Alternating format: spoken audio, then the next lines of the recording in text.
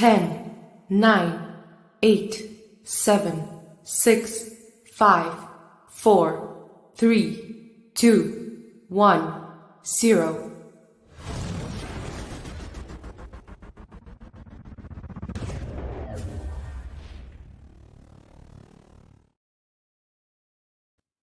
Hey everybody, welcome to another weekly episode of Skeptic Spin. I'm your host tonight, Justin. As usual, Spin Dr. Mike joining me here on stage. Spin Dr. Mike, how was your week this week? It was a little hectic in our household. Oh, My did your boat mother-in-law, sink?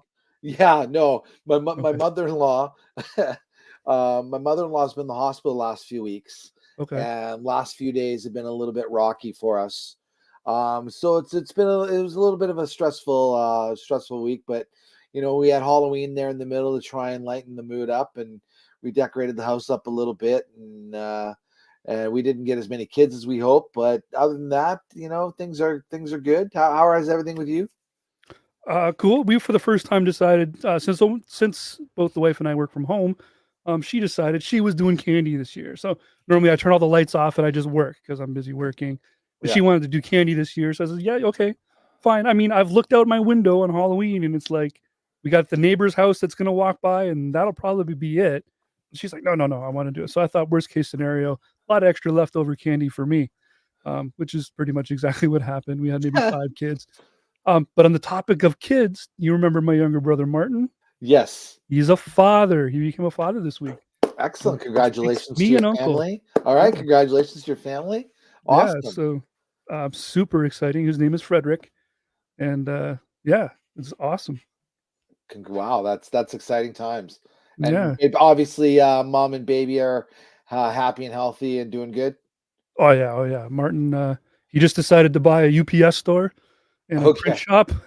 And he's in Winnipeg and he's just like, yep, this is just where I'm gonna live now. He's technically retired, but I guess he got a little bored of playing chess all day, every day. So he Okay. just went out and bought himself something new. Bought a franchise to keep himself busy. Yeah. Don't you just wish we had those problems? Oh What am I yeah. gonna do tomorrow? We'll buy UPS. We'll just, First world problems. First world right. problems. But we've had an exciting guest tonight. So Excellent. yeah, Drew Bekius, who I first met over at BajaCon, and I have to admit, didn't know who he was before BajaCon. Then he took to the stage, and I promise you, I will never forget his name now. Um, Listening to him speak was fantastic, and he doesn't do much of the YouTube, so it's a real treat to have him over here. But instead of leaving him sit backstage looking at us awkwardly, why don't we bring him on over? Hey, Drew, how's it going? Hey, thank you so much. It's so good to be on here.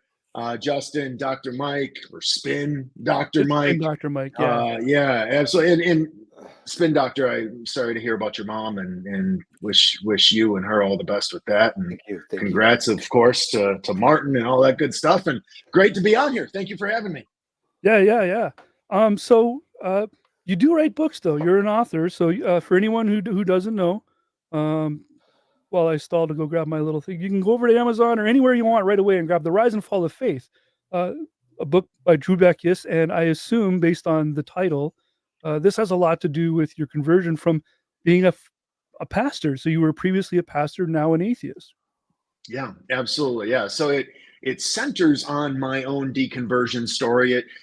It steps a bit beyond that. Kind of the purpose of the book, the goal of it, if you will, is to foster a greater conversation between those of faith and those without.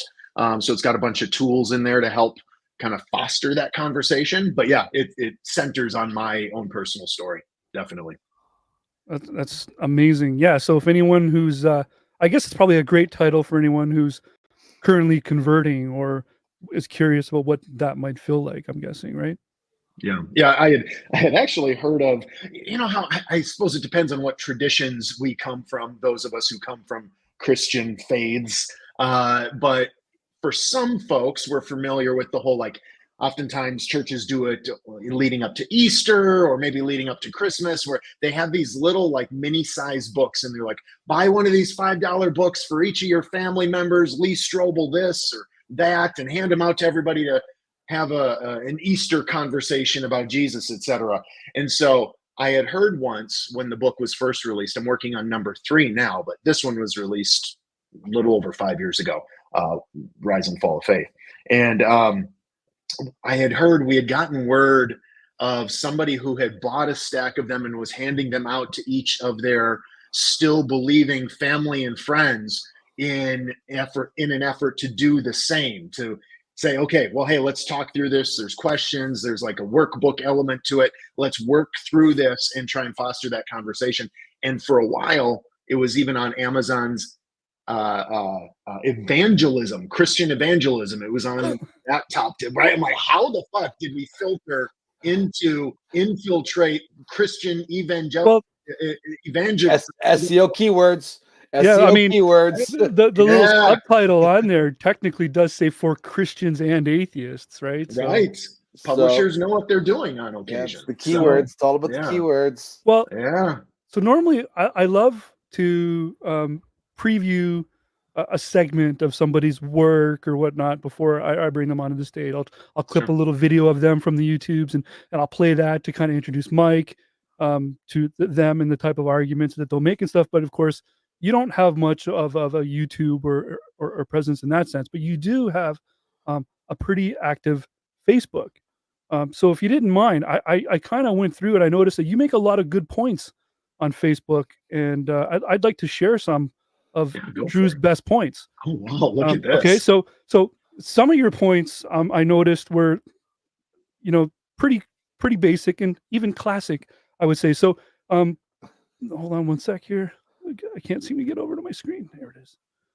So this is Drew pointing at Dave Fitzgerald, who's been on the show. So this is Drew's classic point. So Drew just pointing at Dave Fitzgerald. So this is the classic because, of course, Drew points a lot. So here's Jeff.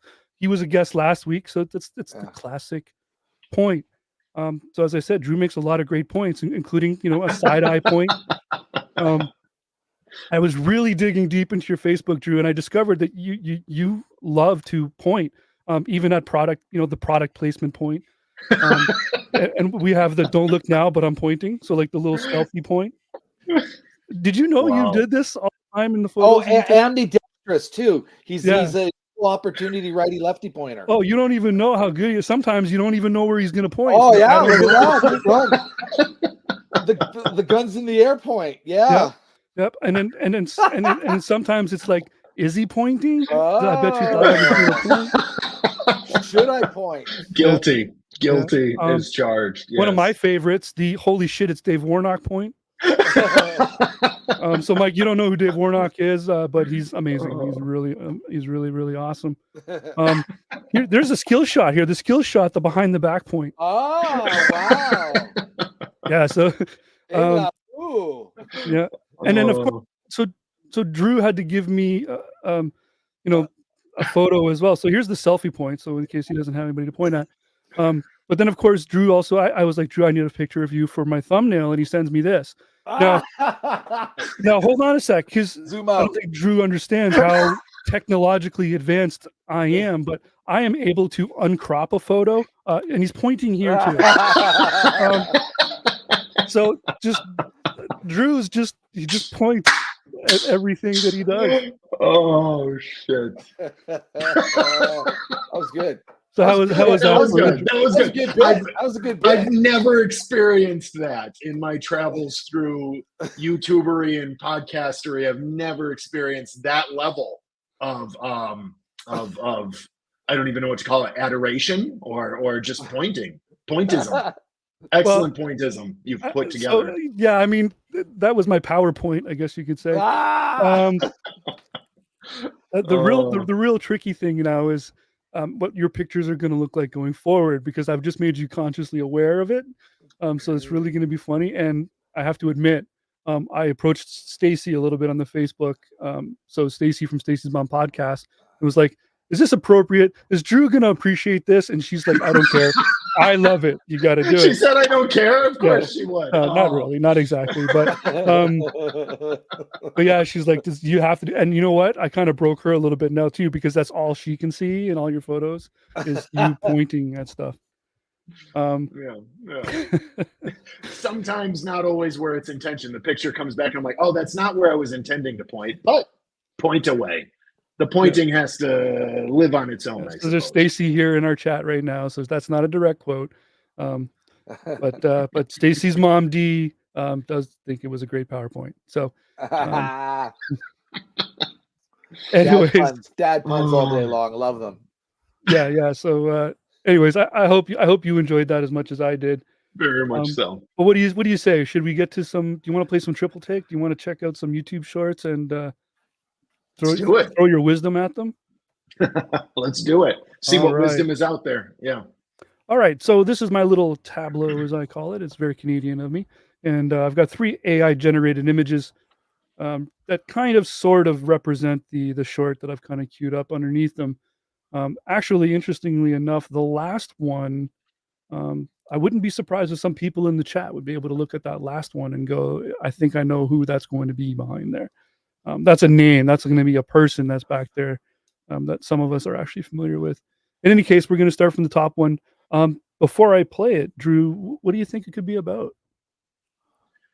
The top one. Well, it looks like someone is in a place of tragedy, perhaps. Maybe it's inner turmoil. Maybe it's deconversion, or maybe it's that something happened and they're begging and pleading for God or something to bring relief. Well, maybe. Let's see if you were right or how close you came. Let's have a look.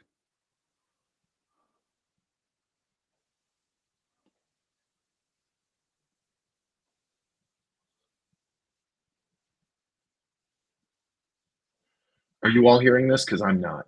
I'm not hearing nothing. That would be my fault if you can't hear it. So just bear with me. Wow. Yeah, I'll get good at this one day. You know what it was? It's because there's a little setting here you got to press to share audio.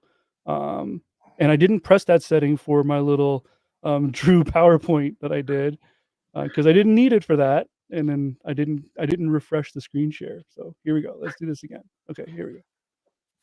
An atheist goes to church for the first time, and what she says is amazing. Watch this. I'm really hesitant to post this, but I'm 21 years old, and I went to church for the first time today, and these are happy tears. I grew up in an atheist household. I never was introduced to God. We never talked about Jesus. We didn't learn about anything like that. But throughout the past few years, I've just seen signs of God in my life, and I really wanted to let him in. And so I went to church today for the first time, and it was so beautiful.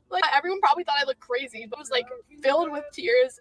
I just felt so seen and loved, and it was so beautiful. I can't stress enough how beautiful this was. And so if you're nervous to go to church or start going to church, take me as your sign that it's literally never too late. That was literally one of the best days of my entire life.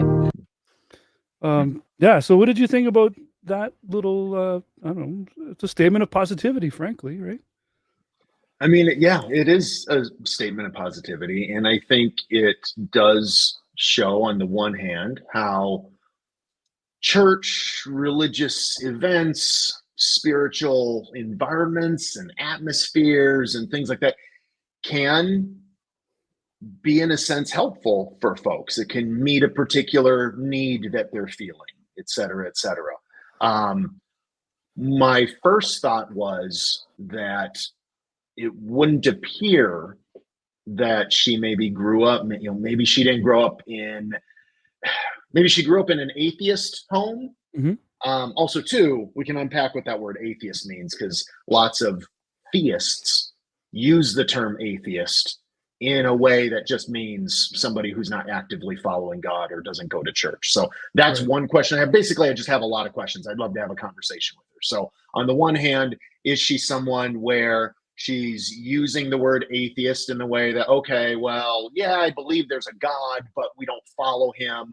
We don't really actively pursue this God. And so it's basically a godless household, but she's never not believed that there was something out there somewhere. And now all of a sudden, wow, connection, this is it. I wish I would have actually opened myself up to what I always kind of knew was there. So there's, on the one hand, how's she using the term atheist when she says that she grew up atheist, but also even beyond that, even if she actively was never convinced that a God was there, didn't believe in a God, there too, there's the question of, well, how critical thinking was the household that she grew up in? Did they talk about things like that? Or was it just like, oh, I'd never even thought about it before, but now all of a sudden I'm encountering all of these wonderful things? There's a lot going on there that I'd love to unpack more if I was able to have a conversation with them.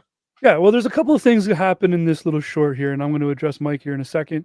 And I was wondering if anyone was going to catch it. Maybe you kind of did, but she went to church looking for God, so she presupposed it, right? So, and I don't think she made the claim at all of being atheist. She told her story, if I'm not mistaken, from the point of view of grew up in a household that didn't really participate. We didn't really talk about it. Okay. It was just the title that they kind of like, they ninja'd the Oh, word atheist in there by putting atheist goes to church the first time on the title. I don't think she actually said the word. No, she Okay. did. I believe she She did. did? Okay. I believe she did. okay, But She she still said an atheist presupposed to or God. an She still, atheist type host. okay. She may not have said she was an atheist. It may have been I grew up in an atheist type home, okay. or but she did say the word atheist. I do recall that. Okay. Okay. But But no, what did you think anyways, Mike? Well, okay. In my previous life, did some audio visual setups for large church groups, doing satellite conferences, and therefore managing the group. Can't remember what the group was. Not that it matters anyway. But being there all day, listening to really good preachers and pastors talk with their passion. And I'm by trade an empathetic type person. I was, by the end of the 3-day conference, I was ready to drink the Kool-Aid, Right. so like, I can't recall at what point in my life. So I'm sure there was probably something else going on in my life that was distracting me, that made me, fall a little bit more engaged. But these guys are, and hey, Drew is a pastor. He's a very engaging guy. These guys are so engaging, and you get the right person at the right time, no matter what their, thought process is. Not I'm saying that it's cult like, but it's very cult like. It's an emotional. The whole point of these guys is to grab you emotionally and pull you in and use your emotions against you. And that's what these guys do, and they're good at it. And and this was she got the right person at the right time. Yeah. Did you have anything to add to that there, Drew? I think No, I mean, I absolutely agree. Right. I mean, so I do really like what you pointed out, Justin, because I didn't catch that she went there looking for God, right? So all of these are things that factor in, where I just love to have more of a conversation with her if I could. And then, yeah, obviously the guy who introed it, he's spinning it through his lens, and the short as he puts it together that he wants to be seen so he can prove his point. And then, yeah, the manipulation, and sometimes it's overt, sometimes it's not overt with Christianity. I wouldn't want to paint the picture that every preacher out there is just trying to manipulate or anything like that. I think most of them aren't. But the situation becomes manipulative, which is a whole other conversation, topic, whatnot. But yeah, there's a lot going on in your fascinating clip. All right, awesome. Well, with that, let's just go forward. So this next one here, Drew, I'll ask you. I'll give you a little bit of a hint here with this picture to give you a chance to guess. It's more of a representation. It's more of an abstract kind of. I don't know if you can grasp the feeling that the image is trying to show. Looks like someone's all alone. They're isolated from the rest of the crowd. Okay. Well, maybe. Would you That's say the way maybe? I interpret it too. So in my house, my wife is Indian, and I always tease her for being a desert dweller, and she's always cold. It can be June, and she's in full sweater. So I'll be complaining about it being too hot in the house, and she'll be saying it's too cold in the house because I got the AC cranked too high. And I used that as a representation of subjective and objective. So I thought we could check out a short on that. My problem with atheism, they don't have this objective truth. What their argument is I don't need a religion, I don't need a God to tell me what my objective truth is. Okay, then who tells you what your objective truth is? Yourself? That's not objective. Innately, that is a subjective truth, because you are deciding that your truth is objective, which innately is subjective in nature. Yeah, and of course, that mindset can be applied to the argument of morality as well. So, what do you think, Drew? Yeah, I mean, I'd love to have a conversation about what is objective truth. How do we know? How do we even know what is objective truth and what isn't? How do we, any of us, identify objective truth one from the other? So I would love to delve into that a little bit more, see where they're coming at from that perspective. Everything, I would suggest that everything any one of us sees, does, thinks is through a subjective lens. And so, yeah, I'd go down that pathway, if you will, in having a conversation with them. Yeah. What do you think, Mike? Do you understand the idea of a subjective and an objective argument or truth? Well, yeah, but I just like Dude's argument was the chicken and the egg sort of scenario. You know, if you want to get a chicken, you got to lay an egg. If you want to get an egg, you got to lay a chicken. So, and would I objectively lay a chicken? Subjectively, I might. So, yeah, I like this. I like this argument or this idea of subjective and objective, and I really like to apply it to the idea of morality, because a lot of Christians like to say that God provides us with an objective morality, of which, to me, that math doesn't add up, because God himself would be the subject now. Yeah, no, maybe. Okay. God would be the oh, well, yeah. I mean, if God becomes the subject then his truth is the subjective truth through his lens. I mean, the whole thing is kind of ridiculous in a lot of ways. I mean, there's a number of suppositions, they're presuppositions, right? And so, but it all comes from being raised in an environment where this is just what you're taught. You're just taught there is a right and a wrong. And the truth that is handed down to us through God, through the Bible, through your pastor, your preacher, your authority, whoever it is, that is the truth. It's objective. It's beyond humanity, and nothing can touch it. And anything from us lowly humans is questionable, right? And so, yeah, I mean, I guess in a way, I kind of agree that anything through our lens is questionable. But through our lens, we're assuming that there's a God. And wouldn't you know it, how I view my view of God is the correct objective one. Well, what about other people who also believe in the same God, but interpret or mouthpiece that God's instructions, do it differently? Oh, well, now who decides what is the objective interpretation, the objective way of verbalizing what that objective God's, it becomes a who's on first, doesn't it? It does become a who's on first. That's a great way of putting it. Along with Mike's chicken and the egg. Yeah. That reminds me, the way you're going about that reminds me of the Ricky Bobby movie, the Will Ferrell movie about race car driving. They're at the table. Talladega Nights. Yeah, Talladega Nights. They're at the table and they're praying. And Will Ferrell, wants to pray to his baby Jesus, but his wife wants to pray to an adult Jesus. So they get into an argument. Well, then you can go pray to your adult Jesus. I want my Jesus to be a sweet baby Jesus. So, so when you're praying, do you pray to baby Jesus or adult Jesus?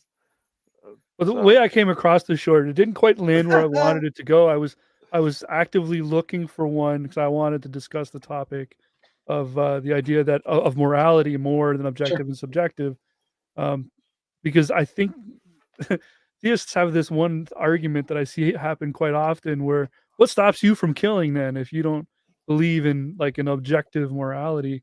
And I like the one quote, who started it, I don't actually know, but the idea of I've killed as many people as I want to kill, Yes. Yes. and the number is 0. I do Yeah. commit all the murders that I want. I do commit all the rapes that I want. I do commit, I steal as much as I want. I kill and murder and rape as much as I want. I do all of those things as much as I want. Yeah. But here's the thing, I don't want to do them. And so I haven't, right? No, I love that.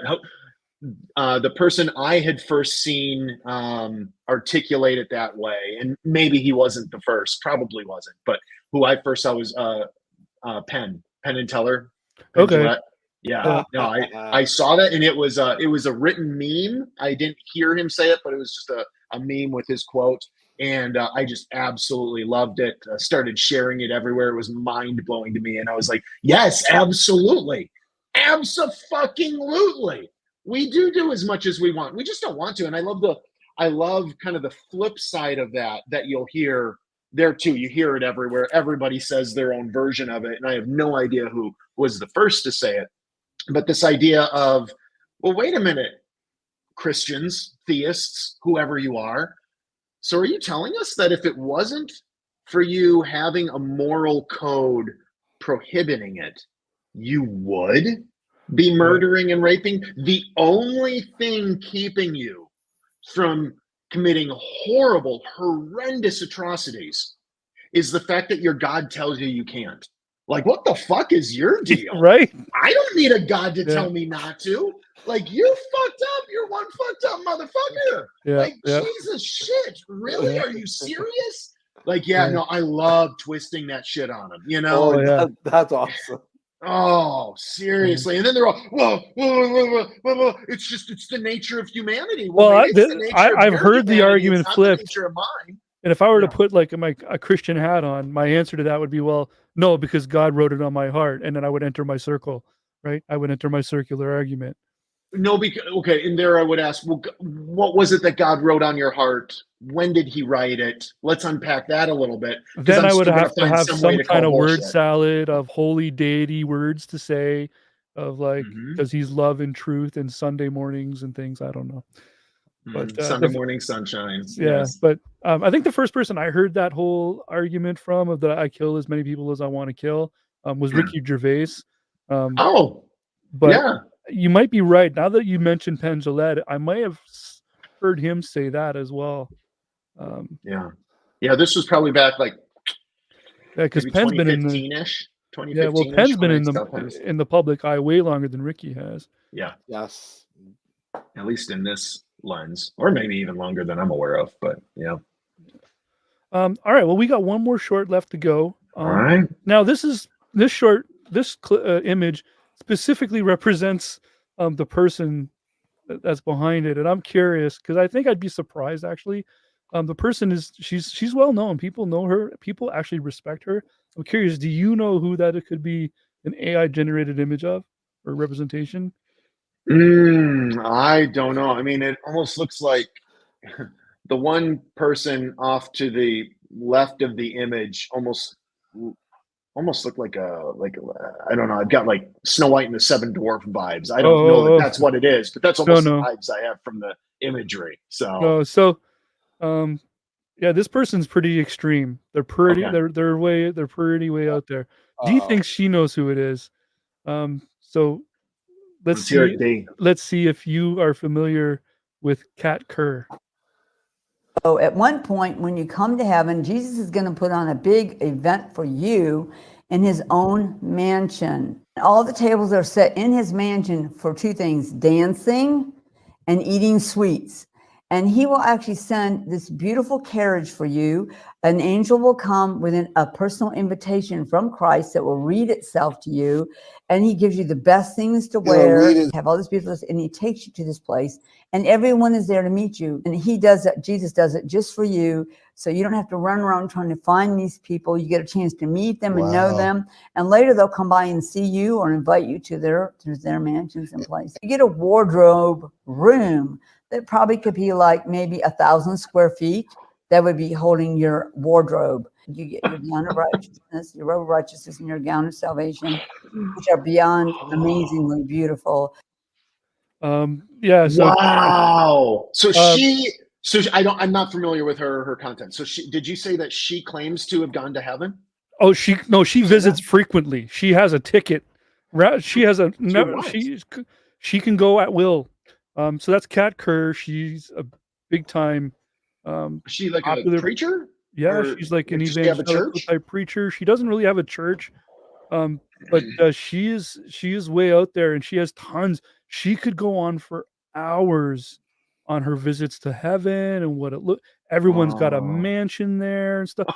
People will ask her questions like, what happens to someone who lost a leg in some war or whatever. Oh, when you get there, there's a warehouse and you can go in and you can pick a new body part. You can find your original leg if you want. Like you just go shopping like at Sears and pick out a new limb. Like, oh, and she's not joking, Wow. and she's not small time. She's not just a So little. does she write books? She's got to have some way to make money off this gig. Yeah, What's she does she a lot doing? of Speaker appearances. fees, right? She does a Yeah. lot of appearances. Yeah, Oh, I like she. bet. Oh yeah. What a moneymaker. Wow. because what else could it be? I mean, I suppose there could be some form of some sort of a mental illness going on, but my guess is it is all it is all fabricated. The pink right? hair, I mean, the pink could hair it not even be? is because Like, God told wow, her to what dye a her hair. moneymaker. Yeah, the pink hair is Jesus 'cause fuck. God told her to dye her hair pink. Wait, no, Oh really? yeah, yeah. Oh, that's incredible. Yeah. Wow.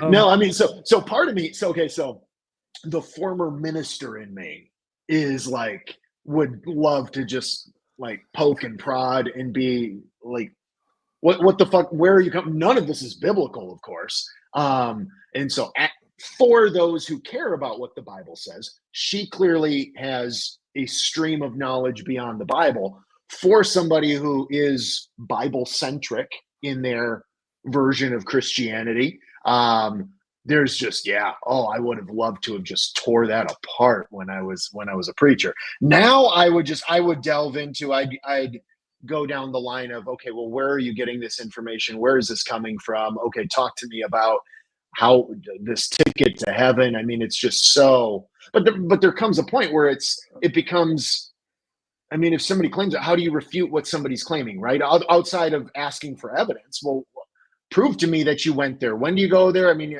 I'd probably take the route of just helping point out how absolutely lunatic it all sounds and her most shredding all credibility. Yeah. Her most recent claims and content was her controlling and claiming she was in control of the last few hurricanes to hit, like Florida and stuff, and that it was in the name of God, and that it was because you need to repent or whatever. I forget her motive, but she was claiming responsibility for those hurricanes. Wow. And so, okay, so it was her trying to convince people to repent. Okay. That was her motive for it was, or trying to right? like show her power by not, I don't know how I mean. Wow. Yeah. What did you think, Mike? Which you is look so stunned. Yeah.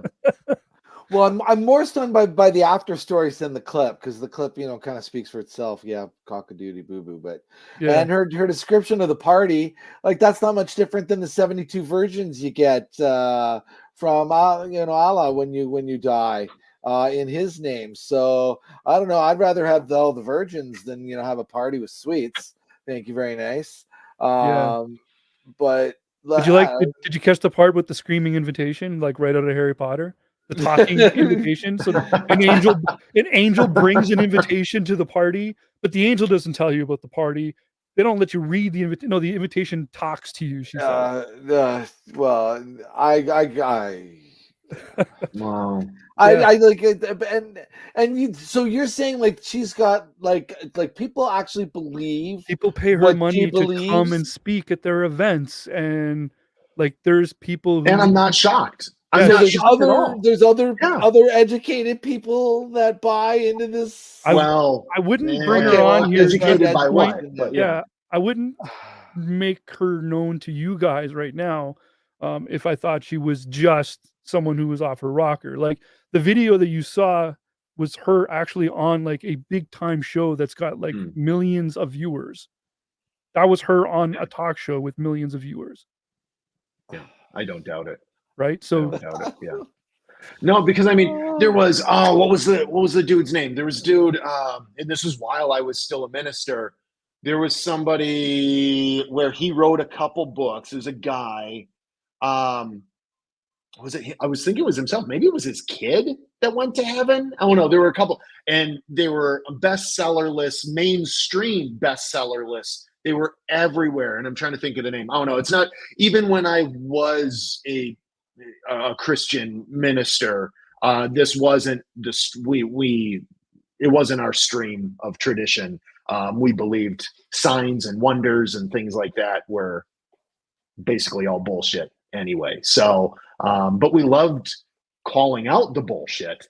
But this kind of stuff, you find the type of tradition where maybe it's less of a focus on biblical credibility. It's less biblical centric and more centered on the fact that God is active amongst us, and prophecies and signs and wonders, and speaks to people individually, and might even give you your own sense of truth beyond what's in the Bible. For that type of Christianity, and not just Christianity, that type of theism, this type of thing is huge.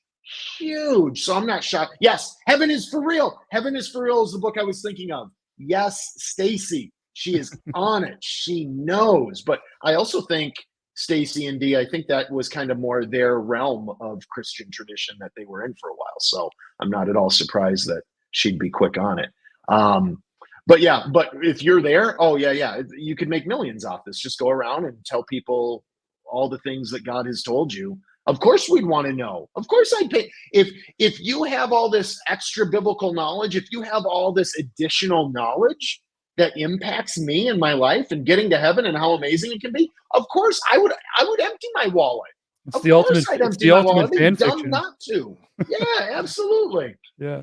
I find two things I find really fascinating about this, particularly the short, was first of all, let's imagine for a moment you're hosting an event for a newly arrived guest, in this case, someone who has passed away.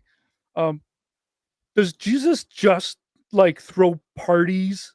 Like, how many people a day die? Like the logistics of it, the way she represents heaven or explains heaven, is this real world type scenario. So if it's a real world type scenario, the logistics of sending out all these invitations to invite all these, basically, if I was in heaven, this is what they're basically saying. I have passed away. I've had my party. I've been there a while now. But now I am perpetually stuck in a hell of I have to go to every single freaking party of every single person who's ever died. I don't know, fam. You know, the Christianity I believed in saw, us spending eternity in real, vibrant, true community. So, just caring for one another and all of that. So I don't know about all these things, but not my area of expertise, but it sounds fun. And then everybody has a mansion, which I think is fascinating because who's got the bigger mansion, right? Because is every mansion going to be the same? Because that would be boring.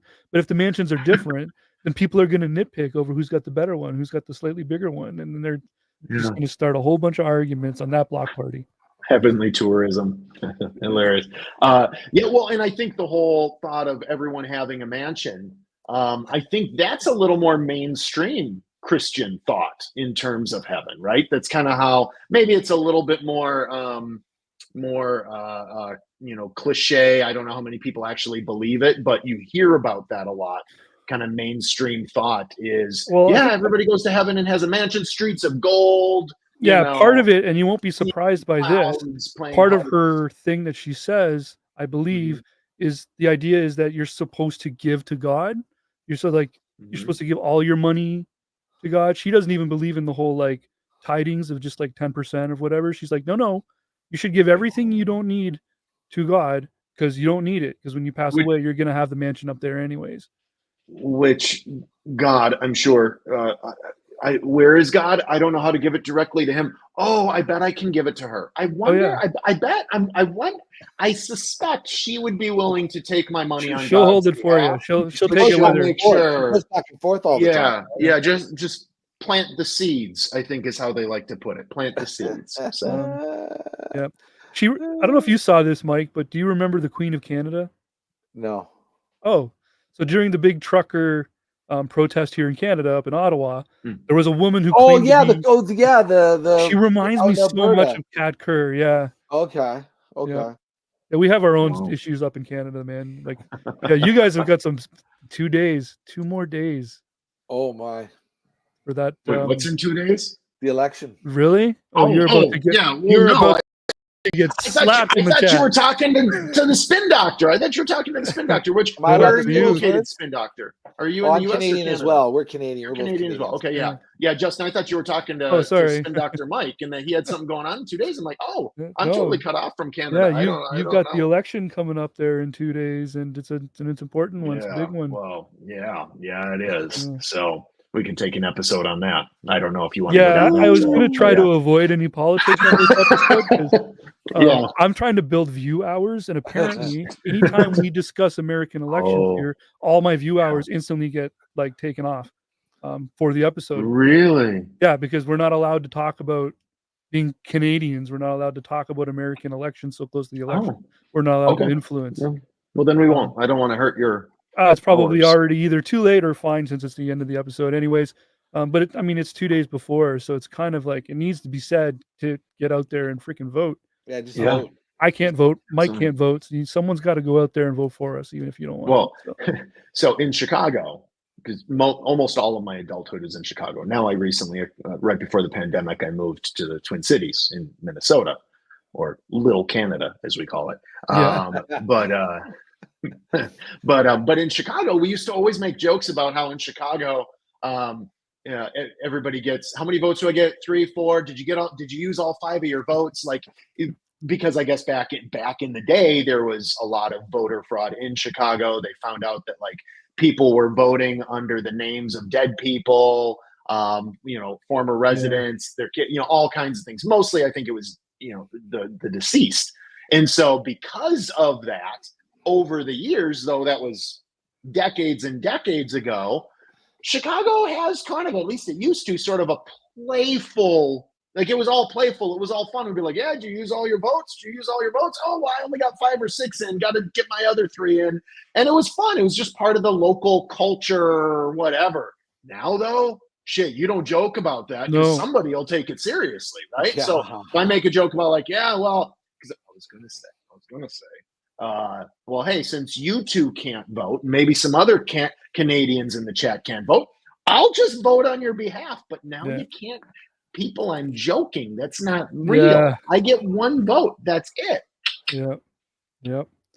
Well, it'll be. I wish you guys all the best over there. I'll be watching closely. Thank you. Yeah. And good luck with that. It'll affect the whole world. Yeah. Yeah. So, anyone who's out there watching, go out and get Drew's book. Have a quick read over it, and then even more importantly than that, I happen to know if you really want to help out Drew, leave a review on Amazon for that book. So if you go pick it up and check it out, leave that Amazon review because I have a bunch of friends who are authors and they sell on Amazon. And just like everything in the world, that algorithm, leaving those reviews really, really helps. And other than that, Drew, is there anywhere else people can find you or reach out to you if they wanted to talk to you further or get to know you? So or argue with you? I'm probably most active on Instagram. So there's that. And I don't do a lot of content, but I suppose anything I do that you could call content would be primarily Instagram. A little bit that is on Facebook, mostly is secondhand from Instagram. So there's that. But yeah, also Facebook. Those are the 2 main ones. I suppose I have profiles on pretty much everything, but I don't do much with them. And my name is easy to find, largely because my last name is almost one of a kind. And I don't think there's another Drew Bekius anywhere in the world. So, and all of my profile handles, if you will, are just my name, Drew Bekius. 1 word. That's it. I do also have a severely neglected static website. The industry I'm in for my day job requires my website be static. I can't blog or do anything like that anymore, though I used to. But so my website's pretty boring, but you can also reach out to me through there. It's just drewbekius.com. So you can check that out. Beyond that, just reach out, say hello. See you at conferences. Yeah. I look forward to it. And will you be at BajaCon next year? I hope so. It sounds like I may be. So Awesome. we'll see what happens. Awesome. Yeah, I'm hoping to get more involved into the event myself. So we'll see. Yeah. Yeah, as far Oh, as I will yeah. say this. Actually, let me say this. Okay, so Okay, I'll let you say it. American Atheists. Okay, so American Atheists is going to have their annual conference in the great city of Minneapolis here this upcoming April. I'm just in So, Niagara, by the way, so I'm not too far. are from you? Okay, cool. Well, so anybody coming to American Atheists, okay, so this is where I'm at. So we've started throwing for those local or those intersecting on their way through the Twin Cities. I've started throwing some post-faith house parties. I'm really active, by the way. We have a huge, super vibrant humanist community here in the Twin Cities. So if anybody's passing through or anybody's local and is like, what? There's this huge, vibrant humanist community, reach out to me. And one thing I've started doing separate from that is throwing post-faith house parties that you can find on meetup.com it's just called Twin Cities Post-Faith House Parties. And so about once every month or two, I'm throwing those. They're just in my home, but we just pack it up full of people and sin, and it's an amazingly good time. And we are probably doing You can't say shit like that around Spin Dr. Mike. Oh, we love to sin. Of course, it's tongue in cheek because we don't actually believe it's real, right? It's like saying I love to, Easter egg hunt or I don't know, whatever. But yeah, so we're probably going to throw up an American Atheist Conference edition of our post-faith house party. So all kinds of reason. If you're coming to American Atheist, need a place to crash, you can probably do so in my home. Reach out, let me know. But lots of good times all around. You guys heard it here. You can just free place to stay. There you go. Come on over. Yeah. So as for us over here, so Spin Dr. Mike, I'm kind of giving you a couple weeks off here, buddy. So hopefully you'll come and hang out and maybe participate if you like. Of course, the door is always open. But we're not going to do an episode, our standard little triple take episode for the next couple of weeks. There's two reasons why. Because first, next week is the week after the election. So I'm going to host an open panel of what's next. Because as far as I'm concerned, regardless of what happens with who wins the election, I would consider that only the end of a battle and not necessarily the end of the war. Because there's a lot of steps still to go, and there is a history here that I'm curious if people think it might be repeated or what might happen. So I'm going to host a panel of popular faces you guys all know from around the YouTubes. I'm going to keep it vague now because technically I've only really invited one person at this point, so I don't know exactly who's going to be on the panel. But last time I did this, I had Justin. You got to keep that shit to yourself, man. Don't let them know. Tell them you've got Prizes and surprises. Dozens of people are begging to be on the show, and you still got to figure out who you're going to filter. Oh no! The last panel I did like this, I had President Sunday was here. I had Maya Atkinson. I had JL from Bridge the Divide was here. I had Jeff Spatchak. I had I think his name is Nick. I forget now. Anyways, I had a powerhouse panel that was fantastic because I'm really good at questions, but I need people to make the answers for me because I just don't have all of them. But in any case, yeah. So next week, November 10th, we're doing an open panel of what the heck just happened and where do we go from there. And then the week after that, I'm having Grayson Hawk debating Octavio on is evolution real. So we're hosting my second debate on this channel, which I'm very excited for. Yeah, Nick Suter, thank you, Enter. Yeah, man, I feel bad. Sorry, Nick. Anyways, that was a great panel. So I'm expecting next week to be a great panel as well. And then we'll get back to we'll start revving up for the holiday season shows, right? We'll start looking at a little bit more Yuletide YouTube shorts and talk about the birth of Jesus a little more. Woo. All right. Well, anyways, Drew, thank you so much for coming out. Mike, thanks for putting up with me as per usual. And everyone who showed up to check us out today, thank you so much. Thank you all. Yeah. Well, by the way, Mike, we lost a couple subs there somewhere. I don't know how or why, but we passed 420. So, the great Canadian number. So 420 subscribers is a mark. I apologize for the two. So no, well, actually, what happened was you posted yesterday a little while you were raking your leaves that you were coming on, Yeah. and we instantly just went up like 13 subscribers. And then just before we were going to go live, I was going to at the top of this program say to Mike, like, we passed 420. No. But for some reason we lost a couple, so I don't know what happened there. It was before we went live, so it wasn't you. Maybe it was just just the algorithm wasn't quite adding up all the way, or I find that the numbers have to settle, right? Like you can't rely on those to the second numbers. You got to give them 2 days before they actually count. But yeah, speaking of the devil, there's Maya there. So Maya's the goddess herself, and she's one of my favorites. But I would never tell her that to her face. Thank God. Thank God. All right, guys. Thank you so much for coming. We'll see you all again next time. Thanks for having me Have a on. great night. Yeah, everybody. Appreciate it. Thanks, everybody.